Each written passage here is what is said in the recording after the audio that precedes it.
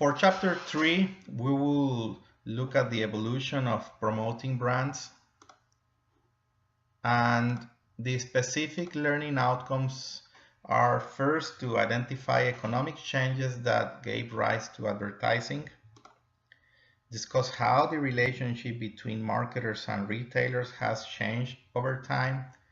3, to describe significant eras of promotion in the United States, including the impact of social change on promotion. Describe consumer empowerment and branded entertainment, and identify the forces that will continue to affect the evolution of integrated marketing communication. In the opening page of chapter 3 in your textbook, you have a piece of advertisement that is illustrative of the type of ads back in the 1930s. This ad is for the same brand, not exactly the same product, but it's the same product category, which is personal care. And if you compare that advertisement with this, which is more contemporary, what you can tell is the sharp difference in the type of appeals that marketers use to convince or persuade the consumer, in this case women. On the left hand side, this appeal had to do more with pleasing and satisfying your husband or your boyfriend, right? So that was the reason to buy that they tried to project. Whereas on the right hand side, you find a totally distinct appeal, which of course reflects the tone and the spirit in which women live in contemporary society, with more independence, with more autonomy, more empowered, right? So advertising is a reflection and part of the context of their time. And this is something that we will see in the rest of the chapter and the rest of the semester. So this tells us about the intertwined and close relationship between advertising as a way of communicating with your audiences and culture, right? Advertising reflects social norms and values and beliefs. So here we see, for example, a change in the role of women in society that we can see by simply looking at an advertisement for personal care products. In order to understand how advertising has become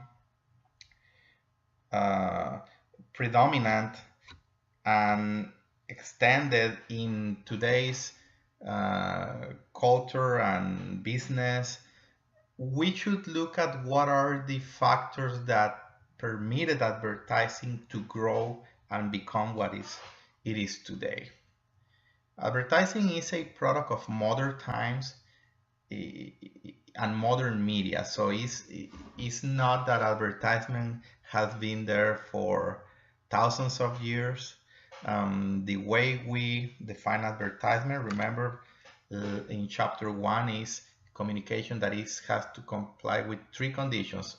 It has to be paid for with the intention to persuade, to convince, and it should be mass mediated. And these conditions were possible after these factors that we will review now came together.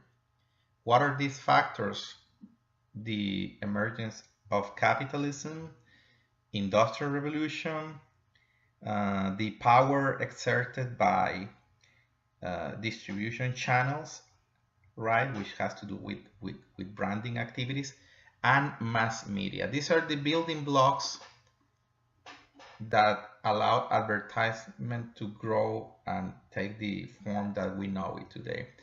First, uh, although there was uh, commerce and trade back in ancient times, these were not under capitalism.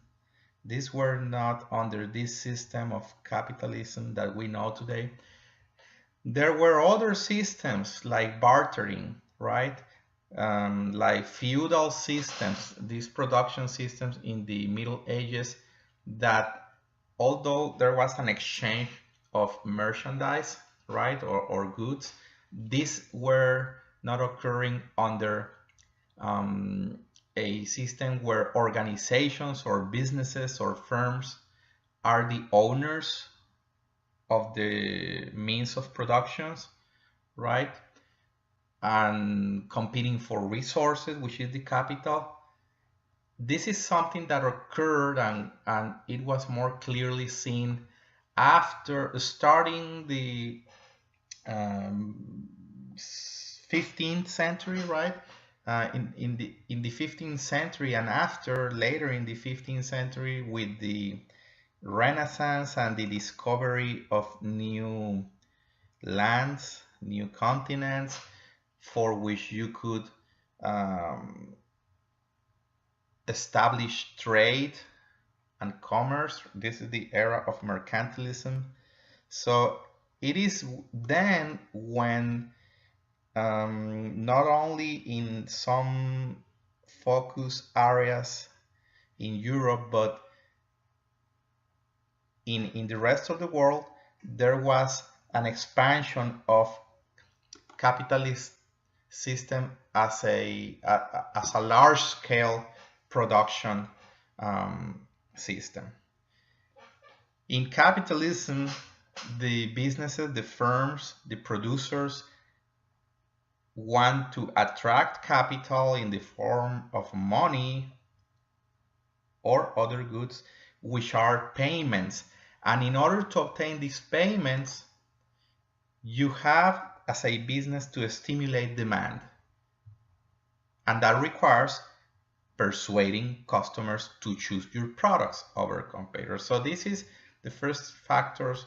The extension and the expansion of capitalism is the first factor that contributed to the increased use of advertising as a persuading method to obtain resources.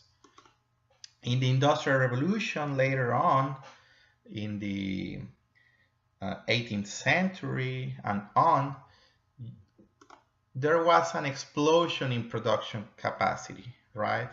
New machinery, technology allowed not only to produce more and faster with fewer resources, especially labor resources, but also there was a revolution in transportation. Innovation in transportation technologies allowed to move merchandise and products to different places, farther away, faster, and you have then to send messages and communicate with those consumers, right?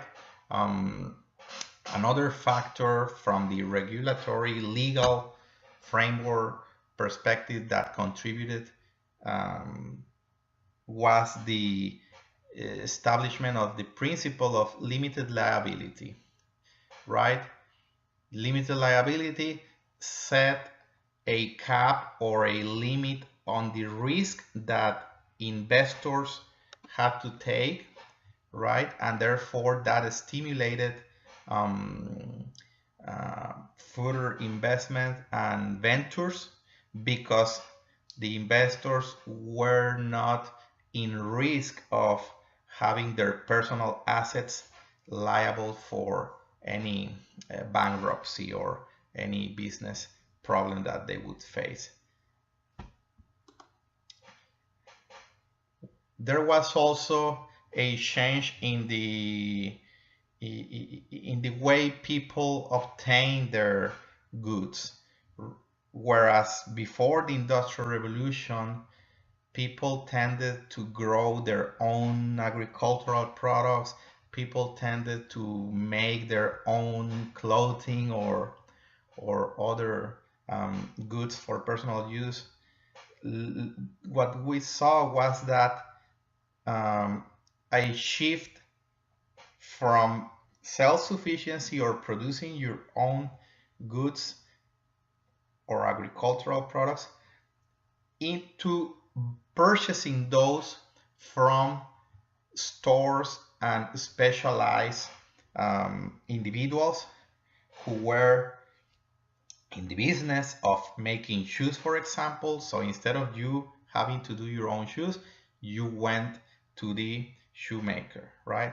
And so on. So this require, again, a need to market your products using advertising.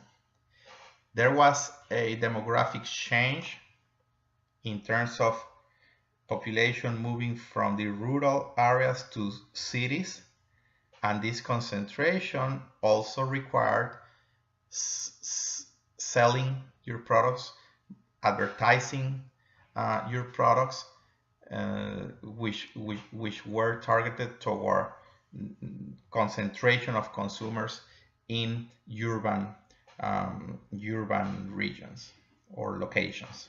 So Industrial Revolution in various forms also contributed to the spread of advertising use by companies.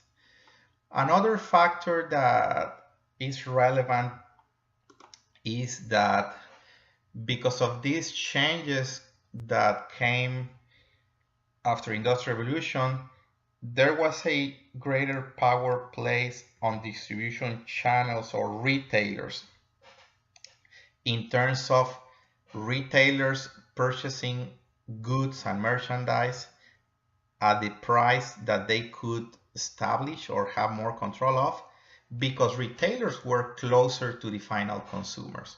Retailers were the ones that had the advantage of being the contact and have the transaction with consumers, and therefore they could establish the prices or have more power in the prices at which they bought from vendors. So what producers and manufacturers did was to assert more power in the distribution channel by branding their products, right? By doing and implementing activities that contributed to branding and increase the reputation, the awareness of their products, right? Through advertising. So by advertising, awareness was built, and that brought a higher demand for specific brands. Therefore, because there was a higher demand, retailers had to carry those brands or had a pressure to carry those brands. And of course, the manufacturer could charge higher prices for those brands because customers were demanding those. So this was another factor that still up to these days, we see how retailers try to gain some advantage by launching private labels brands, right? Instead of just relying on national brands, these retailers like H-E-B, like Kroger's, like Walmart, some years back, they launched their own brands so that they could have some negotiating power or compensate some negotiating power against producers or manufacturers. Also by purchasing large quantities, right, in large volumes. So this is a tension that still today. And last but not least, the emergence of mass media, modern mass media, allowed to capitalize on the communications with consumer audiences, right? This is something that relates to the conditions for advertisement to be considered advertisement. One more time, advertisement is paid for with the purpose of persuading and convincing, and it must be mass mediated. And this mediation of mass communication is possible through the newspapers, through the television, through the websites. So this is what allowed advertising to grow. Other forms of communication that were, of course, there in ancient times, that existed before mass media, other ways of communications were perhaps personal selling, right? A merchant trying to convince a potential customer through a one-to-one personal communication, but that is not mass mediated. So it was modern mass media that allowed advertising to take form in the way we know it today. Now, for learning objective number 3, let's look at the different periods, right, and social and economic trends that can be identified in this evolution of promotion. So we'll look at this in detail. First, we refer back to the pre-industrialization era that we talked earlier. So this is roughly before the 1800s. What type of advertisements were available to marketers, to manufacturers, producers in those times? Well, basically it was printed advertisements appearing in news books, which were kind of the predecessors of newspapers. And they look more like classifieds today. The way we see classified ads, well, that's basically the type of printed advertisement that was common in those days. Later on, starting the 1800s, in the industrialization period, there was an increase in the circulation of newspaper dailies, so there was a different format compared to the news books, and this included more pieces of advertisement. There was also the first known activity of what it would become the advertising agency, and this was thought to be Volney Palmer, who solicited orders from newspapers and collected payment. That was the role of the advertising agents, to place orders and collect payment. Not, of course, as we saw in Chapter 2, which is a more full service type of activity in which you have a high content of creativity involved in the advertising agency business. So back then it was simply contacting the producers, the marketers, manufacturers, and placing the ads in the dailies and newspapers. There was no formal regulation, right? So basically what this brought later in the so-called P.T. Barnum era, it was that advertisers could say whatever they wanted in their communications without restrictions, true or false. They would make promises and or trade use advertising efforts that is exemplified by the circus promoter P.T. Barnum, which is why this era is called like this. Um, by the way, there is a movie that was recently released. Um, it's called The Greatest Showman, if I recall right. And this depicts the type of style and the spirit and the mood and the tone that was employed in advertising, right? What these ads generally look like were, well, they had a lot of copy, a lot of text, right? Information to read. There was a focus on the product, right? Very prominently, without necessarily a real world context. Um, a lot of hyperbole. This is the best product. This will cure uh, and resolve all your health problems, especially medicines, right? And by the way, remember that Coca-Cola started not as a soft drink, but started as a medicine, right? It was sold in pharmacies and drugstores. So this is around that time where these miracle products solve all your illnesses. And because of that, there were the first efforts to regulate the activity. The Pure Food and Drug Act passed in 1906. It was more oriented in regulating the disclosure of ingredients in foods and medicines, but in some way it had an effect on advertising. Very minimal, but it was a first step, right?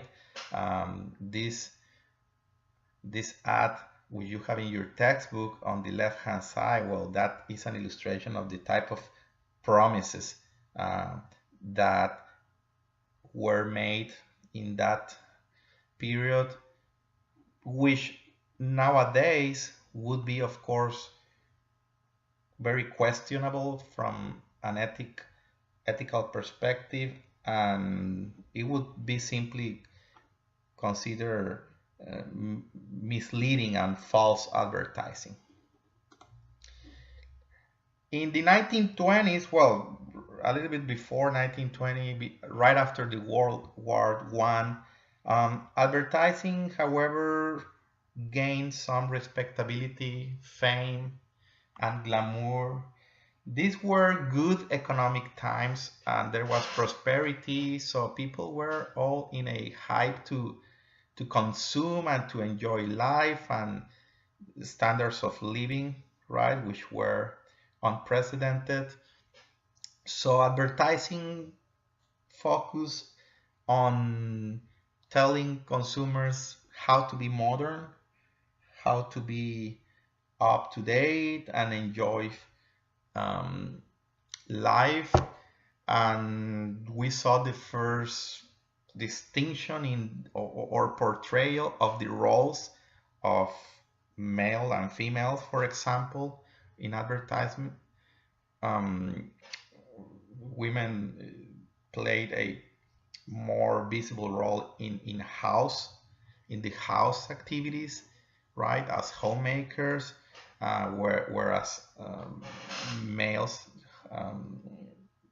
on the labor, on the work setting. But as you know, at the end of the 1920s, there was the Great Depression, and this was a severe economic crisis, the worst economic crisis in history. And to some extent, advertising was seen as the villainous and not the only cause, but it was blamed to have contributed to creating this Great Depression, right? Because advertising the last period, in the previous period, was telling consumers you have to consume, doesn't matter if you get in debt or you borrow money. So kind of lack of discipline in personal finances. And then advertising kind of lower its profile and reputation, of course, during this time. Precisely in 1938, the Wheeler-Lee amendments to the Federal Trade Commission Act declare deceptive acts of commerce to be against the law. And this was, of course, targeted towards advertising misleading or false claims. You have the expansion of radio as a modern communication mean. This was, remember, before the television. So radio was the modern way of reaching audiences and communicating content. But when the Second World War started and for some years after, there was a recovery in the economy. There was a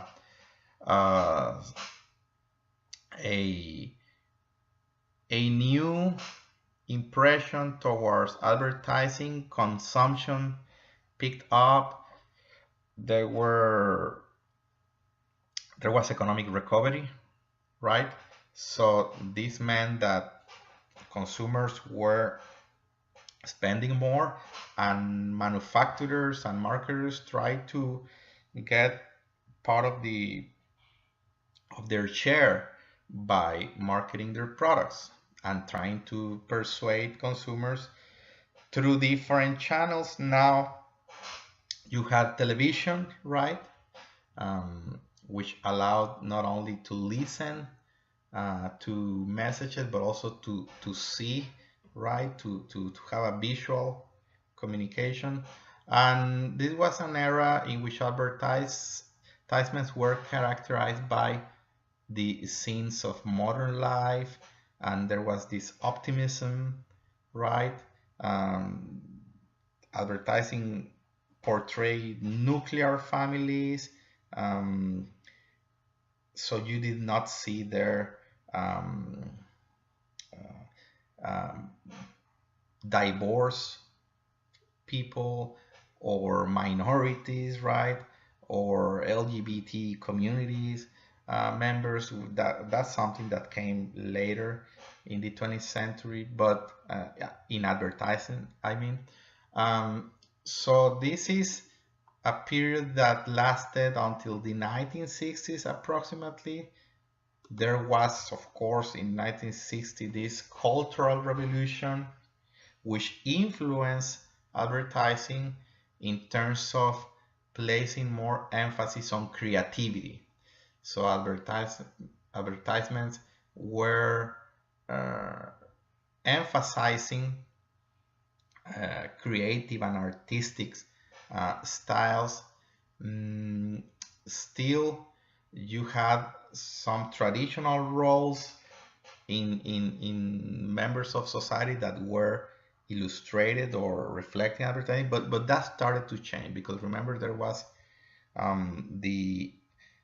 the optimism of the 1950s was not there anymore. It was a time of rebellion and questioning authority and change in sexuality, right? So this is a time in which advertisement reflected these underlying values, changing values. Of course, there was not a uniform set of beliefs and values shared by all society, but we started to see that there was no more uniformity as in previous advertising styles. Then in the 1970s, there was a slowing economy, right? um, the oil embargo and other economic challenges that reduce the consumer confidence. Advertisement then try to approach their consumers um, by focusing on attributes, right, of the products. There were more there was more inclusion and portrayal of minorities in advertising. You had new roles of um, of members of society, women, etc. There were more regulation as well. There was added regulation to protect, for example, some audiences like children, and higher ethical standards were set by some boards like the National Advertising Review Board.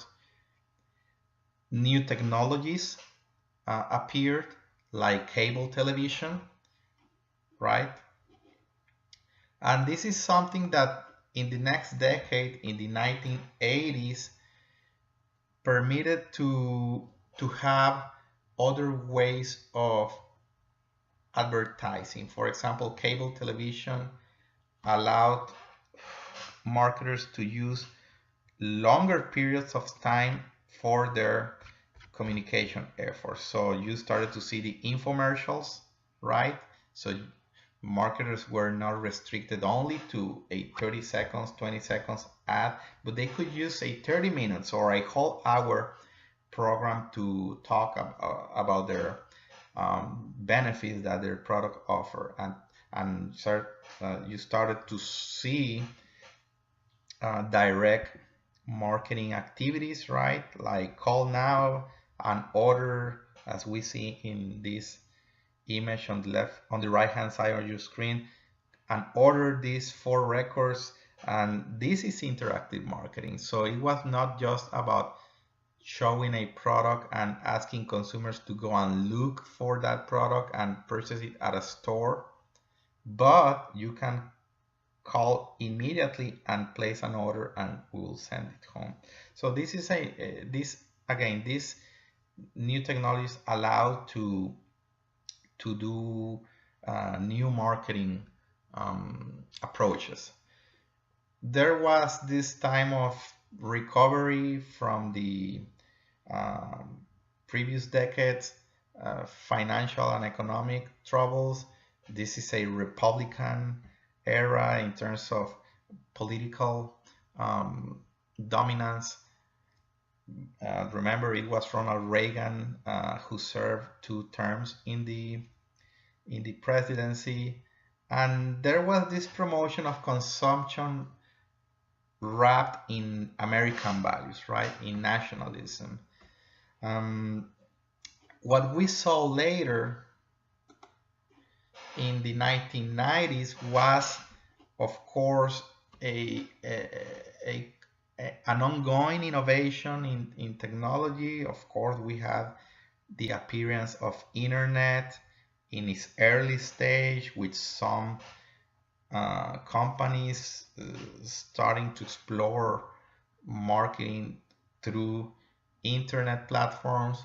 The style and the type of advertising was, of course, more according to the times, with more openness to diversity, to LGBT community members, to minorities, etc. So we started to see advertising that reflected more the actual composition of the population, of society. and then we get to the period where we are now, which is that of the so-called consumer empowerment, in which information technologies represented a change in the paradigm, as we saw in chapter 1. in the past, before this time, communication from advertisers were unidirectional to the consumer. Consumer just received in a passive way the information. Now, consumers talk to each other, consumers produce brand-related messages, right, through social media, through consumer-generated content, as we see here in this slide. Businesses started to market through online platforms to other businesses, not only to final consumers, individual household consumers, but to other business, the so-called e-business environment. Marketers were able, and this is something we see here in Exhibit 3.3, that's in your textbook, marketers were able not only to communicate with their audiences through digital means, but also measure more accurately the results of advertising campaigns. Not perfectly with 100% accuracy, but with more accuracy than in the past. And we see a movement towards more branded entertainment, right? So not just have advertisement as a intrusive way of getting the attention of consumers to get them to buy your product, but make the product, the brand, part of the actual entertainment content, part of the actual reason why consumers spend time on a cell phone or on TV or on some festival, because the patterns of consumption and interest change. Now you don't have to sit down for 1 or 2 hours and see a movie or a TV show and be forced to watch the commercials, right? So you can skip that with newer technologies. So these are changes that occurred not long time ago. For you, this may be something that you take for granted because you were born in the 80s or 90s, probably most of you, I guess, on the 90s. But well, actually, some of you were born. I think I'm old already. That many of you were born in this century, right? Well, I guess the cohort coming in next year will be. There are new approaches to advertising, of course, but we should not forget that still there is need to use or understand marketing in terms of the tools in the promotional mix. Yes, there are new technologies, but still it is important to understand that there are different tools, different channels to communicate with your target audiences, and therefore we should not just forget of all that we have learned throughout history of advertisement, but we need to adjust to these changes. And at the end, still the bottom line is that advertising tries to persuade and convince. The ways to reach consumer may change, but still this does not necessarily mean that conventional media channels will be not used anymore, right? I would like to invite you to watch this video. This link that you see on the bottom is for a segment of a documentary that was aired in the early part of the consumer empowerment era in 2004. So it's not like very recent, but I think it's very illustrative of these changes that we are facing now in terms of promotion. And if you see in Blackboard, you can find these slides for this presentation, and there you can find this link for this 30-minute segment that I think will complement and contribute to this topic in a better way.